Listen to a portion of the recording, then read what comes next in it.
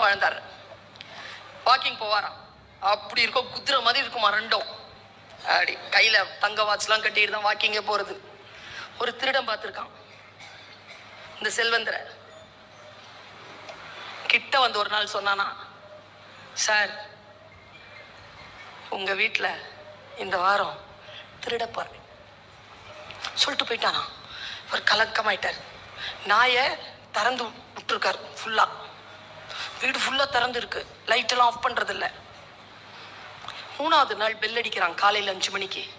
யாருடான்னு பார்த்தா இவன் கையில ஒரு சூட் கேஸ் திறந்து காட்டினானா. இதெல்லாம் உந்தா பாரு சாருன்னு. ஹேய் எந்ததாண்டா? எப்படிரா? நேற்று நைட் எடுத்துட்டேன் சார். இந்த சார் உன் காட்டுறதுக்கு தான் வந்த, திருடுறதுக்கு வரல. இல்லடா சொல்லிட்டு தாண்டா எடுத்துருக்க, எடுத்துக்கோடா, நீ சம்பாரிச்சதுடா, போடா எடுத்துக்கோ போ.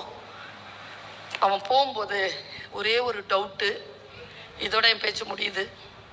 ஒரே டவுட்டு, என் 2 பசங்களை எப்படிடா சமாளிச்ச?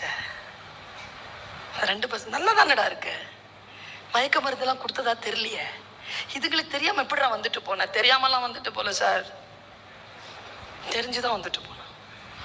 எப்படிடா சொல்லவா? சொல்லு.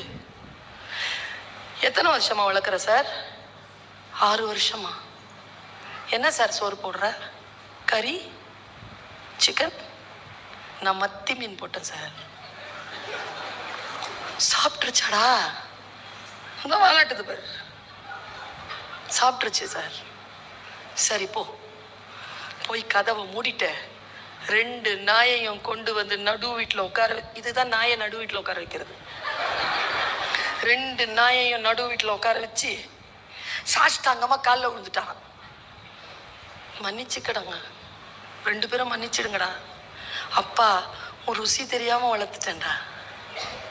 உன் பரம்பரையா வந்த நன்றி உணர்வை ஒரு ருசிக்காக மாத்திட்டீங்களேடா. உன் ருசி தெரியாம வளர்த்துட்டேனடா அப்பா, மன்னிச்சிருங்கடான்னு அழுதுருக்காருங்க. அவங்க 2 பேர் காலையும் தொட்டு தொட்டு வணங்கி